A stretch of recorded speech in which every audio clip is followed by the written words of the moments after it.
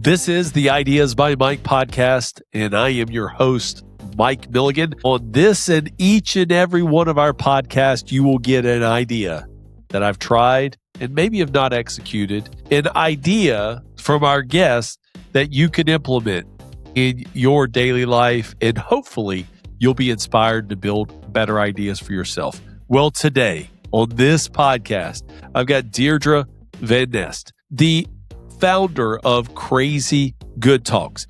We're going to talk about her journey through a former profession where she is now has the wrong letters behind her name with what she does now. We're also going to talk about 3 mistakes that financial advisors make in their practice that can be applied to a lot of other industries, and really how we communicate with people in general. And then finally, you're going to find out what makes her one of a kind. So let's welcome Deirdre Van Ness to the Ideas by Mike podcast.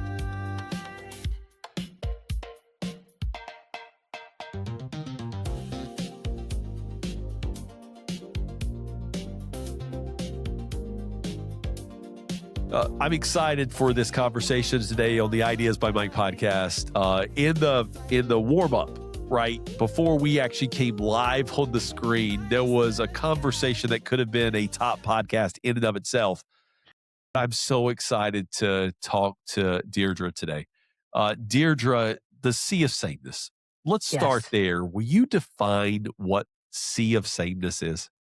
Yeah, in my mind, sea of sameness is when everybody is a cookie cutter version of the next person, right? So if we're talking specifically about financial advisors, I think you'd agree, Mike, that every advisor has access to the same content, the same information, a lot of the same strategies. At this point in time, even consumers have access to the same.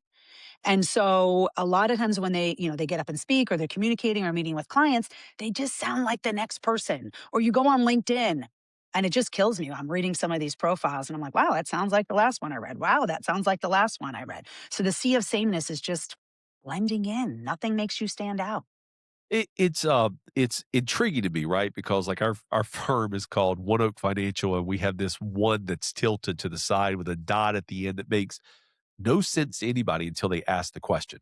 And then I go out and write this. I had this idea in the past that I'm going to become this world-renowned, famous author. I had that idea for the first time in 2003, and I wrote a book that was just absolutely crap, right? I wrote one of those, I feel like, too. Yeah, and like it's just like I would never put this out, and so I put this whole idea of writing books on the table for a long time.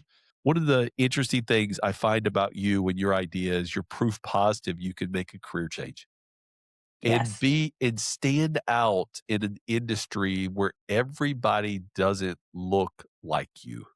Can you talk about how you are proof positive and what specifically I'm talking about, from doing something and then now what you do and how you're making an impact? Absolutely. I think one of the things that is unique about me in this industry is I am typically, and again, I have not dug in, Mike, and done the data, but I'm observing, right, from my 17 years in and around this industry and speaking and working with, top organizations and being on their stages, is I am oftentimes the only person in the room or the only person on the stage who doesn't have any type of credentials in this industry. Like, the letters after my name would probably impress nobody in this industry. And those letters come from a medical field. We don't have to give out what those in, but they're medical letters. Correct. Yes, And absolutely. and although we always claim that we diagnose problems, we prescribe, we want to act like we're doctors, right? We diagnose, we Mhm. prescribe, Yeah. we use some of the same terminology. One of the interesting parts about it is like we are, what you've been able to bridge between where you were and where you are now is a successful platform with Crazy Good Talks in your Yes. firm. Yes. Can you tell our audience what it's like, what the energy is like to be on a stage, and what continues to make you want to drive the financial planning world instead of this one size fits all sea of sameness into something that really impacts the consumer at the end of Yeah. the day? Yeah, absolutely. So when I was 10, unfortunately, my mom and dad were in a really bad car accident, and we lost my mom, Mike. Mm. I kissed her goodbye 1 second, and then a few minutes later, she was gone. And I almost lost my dad. Fortunately, we did not. And as I was growing up, I fortunately did not have to worry about moving or where my next meal was coming from or any of those things that happens to a lot of people when tragedy hits. But when I became an adult and got pregnant with my first child, I really started thinking about, oh my gosh, like what would have happened to us had my dad not been able to go back to work and provide for us, Wow. right? What would our life have been? And so I'll never forget, before I knew if Annika was a boy or a girl, I dragged my husband, Peter, to a financial planner. He thought I was like, what are we doing? I'm like, no, we're doing this thing. We sat down, we started the planning process, we got the will and all the things. And Mike, I started talking to my friends who were in similar life stages. And these were people with assets to protect and invest. Okay. Right. And when I started talking about things like life insurance and wills and all this, they looked at me like I was crazy. They couldn't understand why a woman of my age, at that point, early 30s, was even considering this. And that's when it hit me for the first time that so many people right now, all around the world, but in the community that our advisors are in, are one tragedy away from total financial devastation. And these are not necessarily people who don't have means, right? Like these are people who do, and they're one tragedy away from total financial devastation. And so what started becoming clear to me was how important not only the industry is, but how important it is for a consumer to have a trusting, long relationship with an advisor who completely has their best interest at heart. And so my role in this, Mike, is I think you'd agree that people who are better communicators have more influence. Would you agree with that? I would 100% agree with that. Okay. So my role as a communication expert is teaching growth committed advisors how to make their communication skills their superpower. How do you not just enter a room, but own the room? How do you stand out in the sea of sameness with your communication as your competitive advantage? Because what I want is I want all of those people. We know the consumer doesn't want to have difficult conversations. No one wants to talk about dying or being disabled. And a lot of people kick the can down the road and they put off these decisions. I want advisors to be able to influence and persuade all of those people who would rather put off these important conversations and planning decisions for someday. I want them to have them today. So that's my why in this industry. We always have there's seems like rarely in our life we have like breathtaking experiences when people are talking, and you just gave me one. Like you Mm, just literally took my breath away. You took the air out when you talked about your mom and dad. And then and how it has become such a driving factor, or like what as an academic person would call it like a money script. Like it mm, just scripted in you the need for not only being a part of this as a client, as the financial planning world, but right. also influencing the next generation. And more importantly, um, and we've got this saying called the convinced are convincing. That's what Yes. we talk about in our firm. Like Yes. if you're convinced, if you're convinced and convicted at the I love same that. time, you can help others. You can lead others. Yes. Not with when you convince somebody to do something, you're not selling them. You're showing them that a problem exists and that you have a solution that can help solve their problem to help them sleep night, have less fear, have less anxiety. And that Yes, is absolutely. exactly what you talked about is like in your daily role. Yeah, and I love the work you're doing, by the way, because we don't have enough financial professionals in America for the need that exists. That's right. There That's right. there's such a we also talked about ahead of the recording here, just about like the lack of women in the Mm, industry. mhm. And I get this, right? We have a lot of widows and older women who look at our firm. It's like, wow, you got a lot of women working in your firm. Like, why is that different than what I see over here? And you had some great takes on why there Yeah. are not a lot of women. And I think it's worth maybe exploring that for a couple minutes Sure. on the show. Yeah. Like, Absolutely.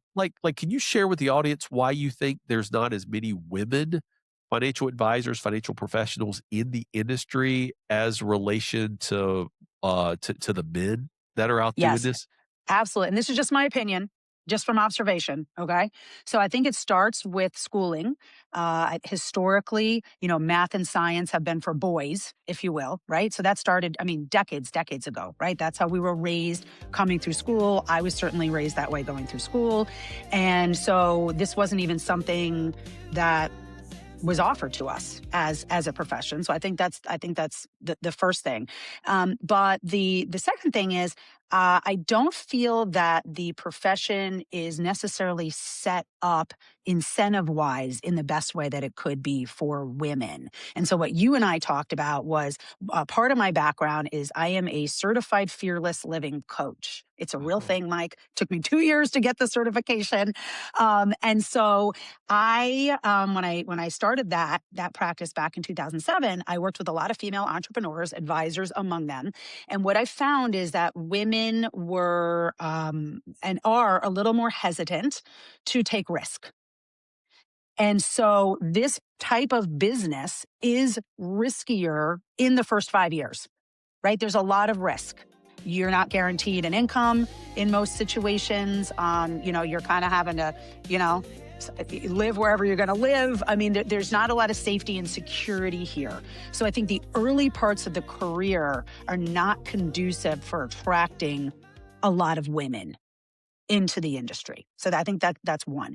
The second is I speak at a lot of conferences, so I get the privilege of listening to the awards that are being given, Right. and the majority of of the awards, if not all, are focused around production.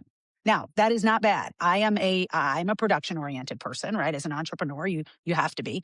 However, for a lot of women, we want more and we think there's more that we'd like to be recognized and rewarded for.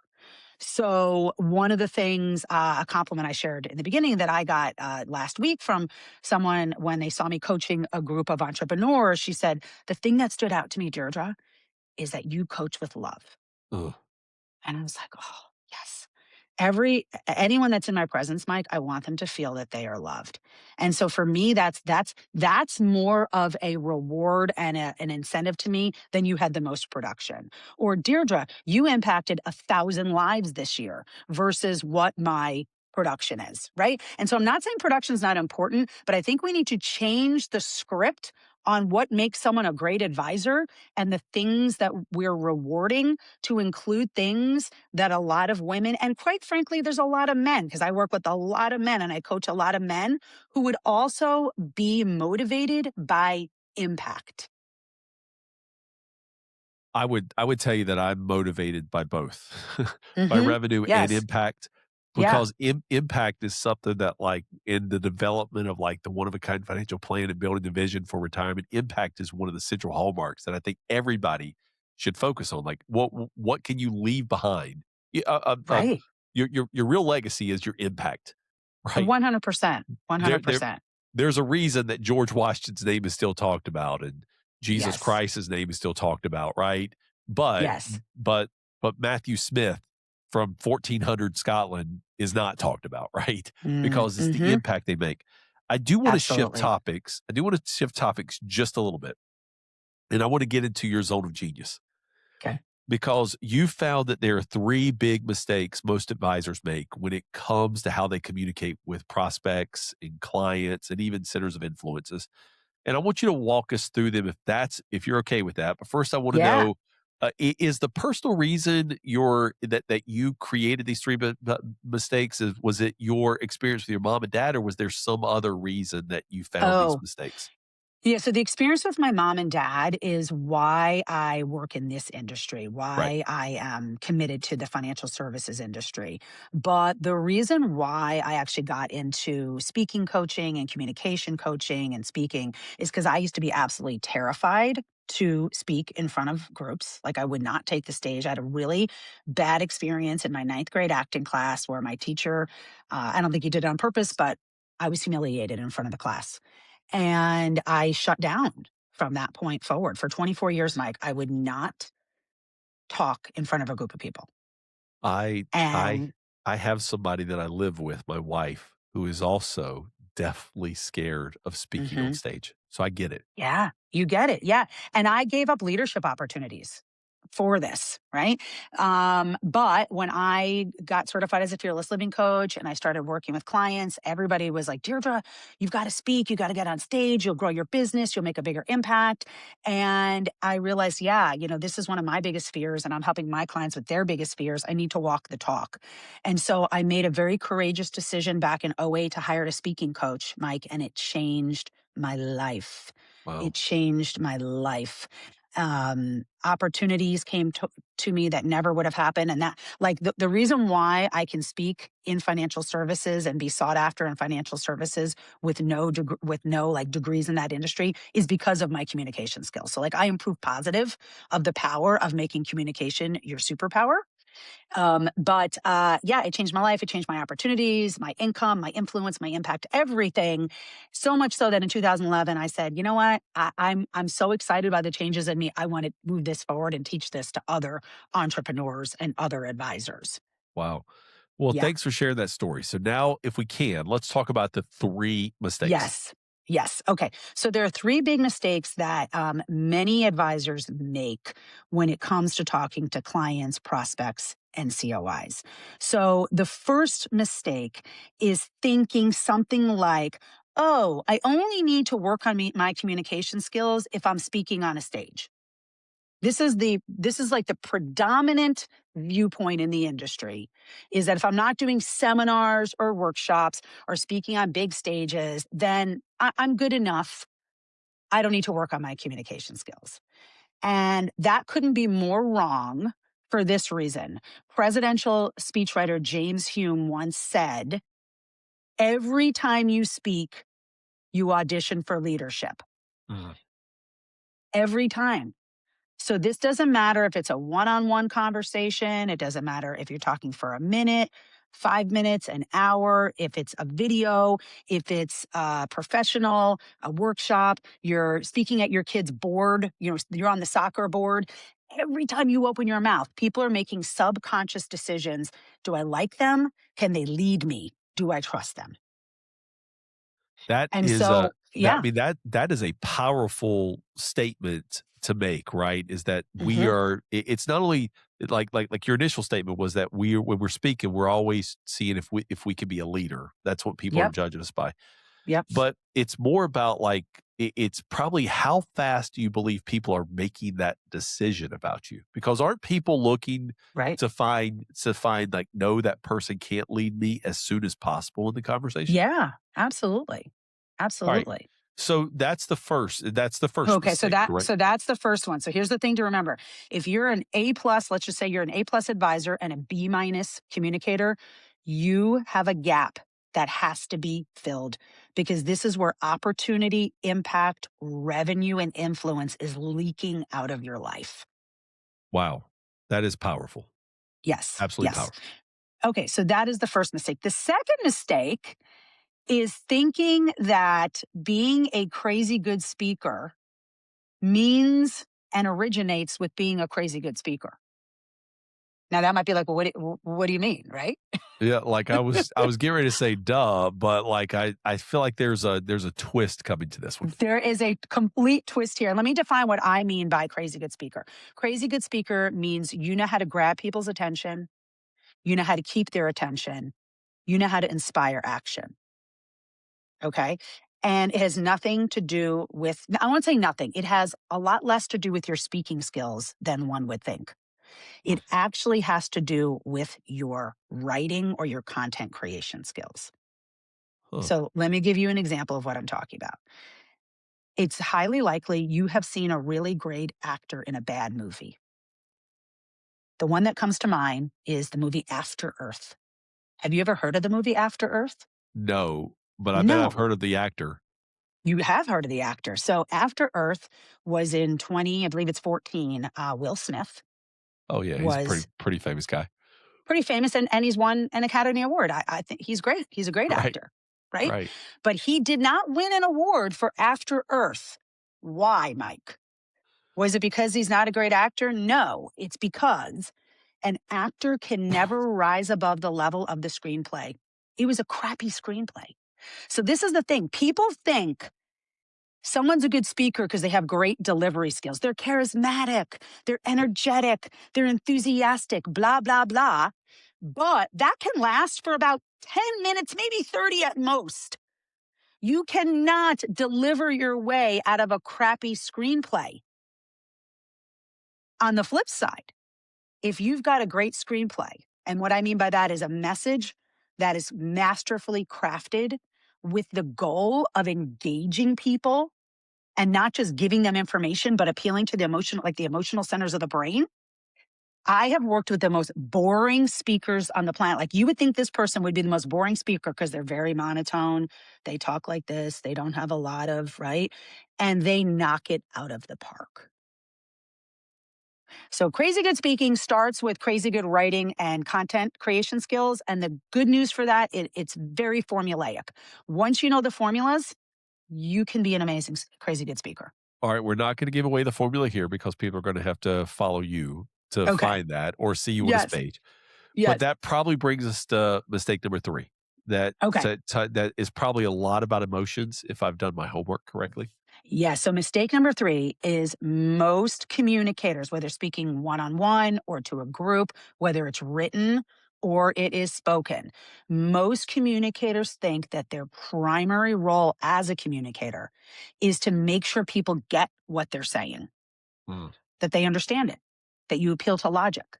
And I'm not saying it's not important for people to get what you're saying, but when you're wanting to be persuasive, you're wanting to win people over, it is more important that they feel what you're saying, because that's how people make decisions. They make decisions based on how they feel, and then they back it up with logic. Maya Angelou says people will forget what you say. They'll forget like the stats, but they'll never forget how you made them feel. And Absolutely. that's 100% the case. So summarize those big 3 just in a couple bullet points for those people who just like bullet points. Number 1 is? Yeah. Number 1 is every time you speak, you audition for leadership. So if you're an A+ advisor and a B- communicator, you have a gap that must be bridged, because that's where revenue, opportunity, influence, and impact is leaking out. And then number 2 was a tongue twister, but what was that one again? Well, number 2 is crazy good speaking doesn't start with crazy good speaking. It starts Right. with crazy good writing and content creation skills. And so here's the bullet point for this. Here's the great news. Crazy good speakers are not born that way. They're built. And then point number 3, it's all about how people feel, correct? It's more important that people feel your message than they get your message. If you want people to make decisions faster, they have to feel why what you're recommending is something they should do. They can't just get it logically. That was absolutely just gold right there. And I could see why over 17 years of doing this, you're putting those 3 big mistakes into action, because you're so from like the backstory of your mom and dad to the actual 9th grade story of where you didn't want to speak again for a number of years. You now have created something that is empowering other people to take charge and become the advisors that we need them to be for the crisis we have in America, which is the retirement crisis. I do want to spend just a couple minutes because I had a couple of other questions other than like the 3 big mistakes and your backstory. I wanted to talk about AI in retirement. Love right? And you admittedly said that you're not the biggest expert on this, but I think it would be good for 2 novice. Well, not so novice, but I mean, I We're think we probably use not. AI. Yeah. Yeah. But I mean, just I 2. use it a lot. Yeah, me too. Creating Right. some tools, right? But talk about like how AI is impacting retirement from your Oh, point of view. yeah. So, okay. So here's what I think about AI. With AI, we have a massive opportunity for efficiency that we didn't have in the past. Yeah. Right. So AI can do jobs for us that would have taken us hours or days or weeks that could be done in minutes. And so that is something that every professional and every advisor needs to embrace as quickly as possible. And I personally would not be threatened by it. I would be excited by what it's going to allow you to do. And based on the conversation we just had, what it's going to allow you to do is to work on your communication skills so that you can have the most influence and impact on clients when they come in, right? And we were talking about how clients might come in, they literally might come in with a financial plan and be like, here, how do I do this thing, right? Your job is to create the relationship with them. Your job is to spend your time learning how to be an authentic, vulnerable communicator who can gain trust and connection and likability in just a few minutes or less, so that you can help them implement either the plan that they put together that you looked at and thought was great, or the one that you come up with them with the help of the AI. So I think AI allows us to be more human and focus Yep. on what was traditionally considered a soft skill. These are actually now the kind of hard skills, if you will, for this next, I don't even want to say this next generation because we're in it right now, but this next evolution of how we're all going to work. I have a guest coming on the podcast soon. His name's Dan. His name is Dan Chernoff. He's an AI expert. And I had another guest, Nice. Axel Meyerhofer, who's an AI guy too, to talk about like how AI plays. But Dan actually educated me on something I didn't know about AI. I mean, I think I subconsciously knew this about AI, but I didn't know it, is that AI is when you ask it something, it's predicting what the next thing is. Correct. All to get the most democratized or probable outcome, right? Not Hmm. necessarily your outcome, the most probable outcome. And so the interesting thing is like, yeah, we were talking about how advisors, who have actual intelligence are going to be able to take statements and AI plans and actually make it customized. Because remember, Yes. AI is the sea of sameness. Yes. It's what it It, is. it, it is. And my husband, I was telling you, my husband just got certified as a Yep. chief AI officer. And so he has this saying that he learned in his certification that I love. It's 10, 80, 10. So you start, let's say you have a project for AI. 10% is us, the human, giving the right prompts to the Correct. AI. And that's really important. And it needs our prompts or we can't do anything, right? So 10% is us giving the right prompts. 80% is the AI putting together and doing a lot of the heavy lifting. And then where the rubber's going to meet the road is that last 10% where we as the human, we go in and we edit, we redirect, we refine, and we customize. Yeah. That's really And that's good. what we're doing in our business. Yeah, that's really good. Um, this has been a great conversation, but we always end or get close to the end. We always ask people that, what makes them one of a kind. And I cannot wait for you to share with our audience what makes Deirdre one of a kind. Okay, well, I would say like where I always go to with that question, and then everybody sitting here could say the same thing is that I mean I'm a child of God, right? God created me, His daughter, and He thought up every little hair on my head and every little molecule, and so I am unique simply for that fact. Even if I never did or achieved anything, I'm unique for that fact, and so are you, Mike, right? And so are your 100%. listeners. Yep. Yeah. They are. But if we're looking for something more tangible, I would probably go back to being one of the very few people in the financial services industry that gets called upon by people like you, by experts like you and big brands who don't have the credentials in the industry. And it all goes back to my communication skills. Like that is my superpower, is how I communicate. It's gotten me more opportunities and business and relationships than I ever could have imagined. Wow. But again, that doesn't have to be unique either because anybody who wants to learn how to do it can do that. So You I are. have to take up some sort of skill. I've always wanted to be a magician.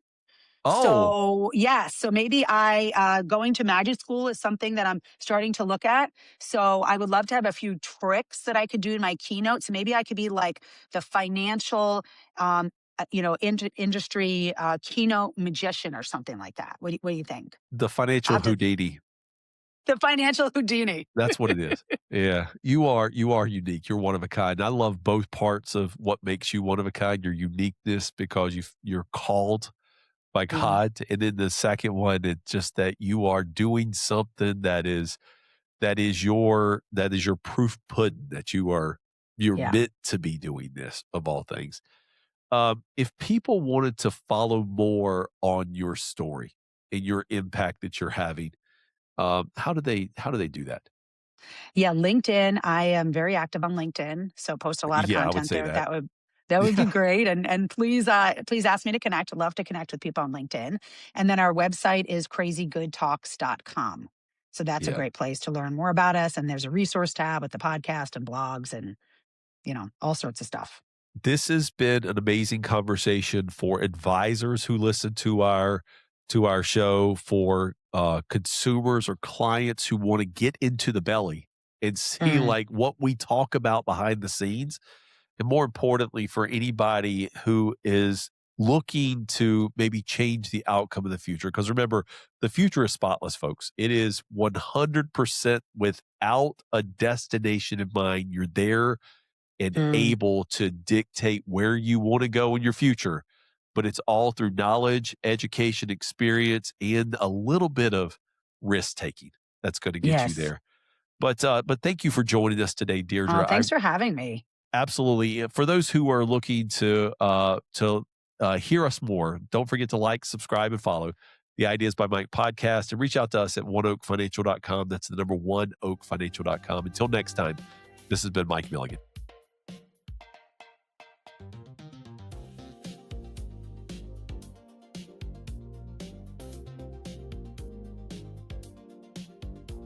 Thank you for logging in and listening or watching to another episode of Ideas by Mike. If you want to learn more about my firm, One Oak Financial, please visit us on our website at www.oneoakfinancial.com. That's the number oneoakfinancial.com. If you enjoyed this podcast, you could help me by liking it, subscribing to our channel, and telling others about what we're doing. See, guys, we're looking to change the game. And that game is about making financial planning more about you. Until next time, this has been Mike.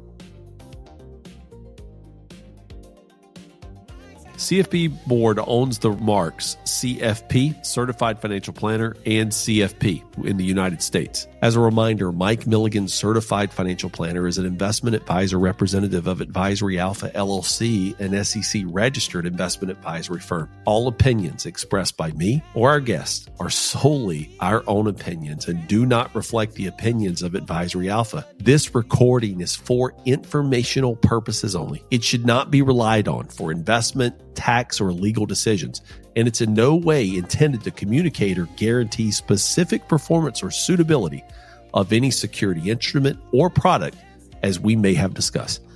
Investment advisory and financial planning services offered through Advisory Alpha LLC, a registered investment advisor. Insurance is offered through Ideas by Mike, a Virginia-based LLC, here to serve you in all 50 states and the District of Columbia.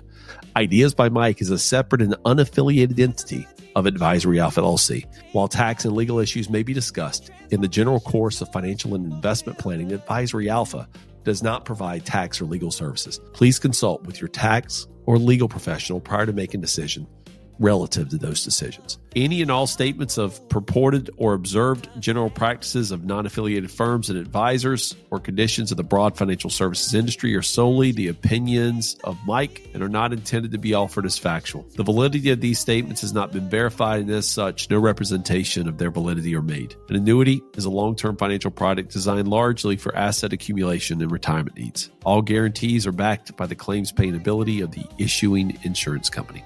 This podcast is produced in conjunction with Mike Milligan, LLC. Thank you again for joining us today. We'll see you on the next podcast.